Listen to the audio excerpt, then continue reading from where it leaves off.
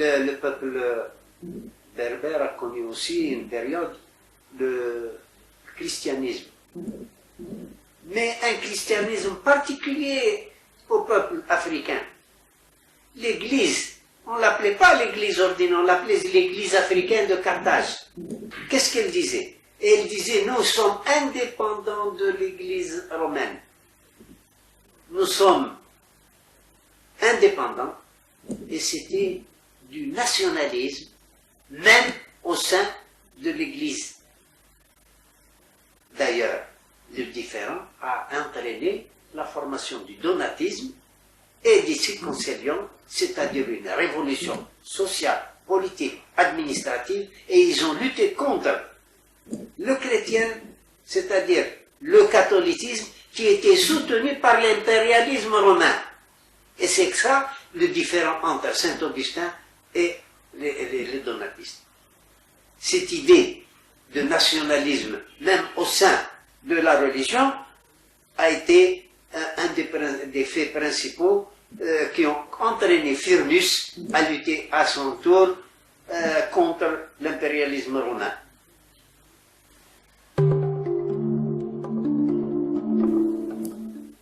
Ensuite, nous avons eu la période arabe. Les Arabes ont conquis la Syrie et l'Irak en 15 jours. Nous, l'Afrique du Nord, ils ont mis 54 ans. Cela prouve que le peuple berbère était jaloux de sa liberté.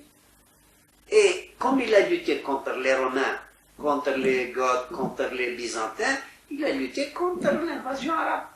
Ne cherchez pas à savoir qu'est-ce qu'ils apportent. D'abord, ils avaient une religion, et ils n'étaient pas prêts de changer leur religion pour une autre. C'est ce qui a amené l'Al-Qaïda à lutter contre l'invasion arabe. Osila d'abord, Osila il avait accepté d'être musulman avec Dinar, Abu Dinar, Muhajir. Pourquoi? Parce qu'il était entendu que la Berbérie constituerait un peuple indépendant, un État indépendant. Les Arabes apportaient l'islam, Saha, d'accord, mais ils n'étaient pas pour rester. D'ailleurs, ils ne sont restés que quelques éléments là. Il n'y en avait pas tellement des Arabes. Les Arabes ne sont venus en réalité que, ils ont peuplé en réalité notre pays qu'après l'invasion d'Ibn Hilal. C'est à partir de là que les nomades arabes se sont établis et ont chassé les Berbères du sud dans toutes les plaines. Bon, maintenant, ils sont en train de controverser cette idée, mais le fond du peuple nord-africain, c'est berbère. Même s'il y a des régions qui ont été arabisées, Djouadjela, madame, sont arabisées, mais c'est des vrais Kotana. Ils ne peuvent pas contester cela. Les Lorani qui parlent tous l'arabe, c'est Zinata. Et pourtant, pourquoi? Parce qu'ils ont été arabisés. Et pourquoi ils ont été arabisés? Ils ont été arabisés pour deux raisons. Premièrement, l'arabe, c'est le parler du Coran. Donc, ils étaient obligés de connaître la langue pour pouvoir aborder la religion, aborder le Coran en particulier. Deuxièmement, les gouvernements qui se sont succédés, que ce soit les Morabédés, les Mouahidés, les Bnimrin, les Bneziyans, les Hafsid, tous gouvernés en arabe. Ibn Tashfin ne connaissait pas un mot d'arabe.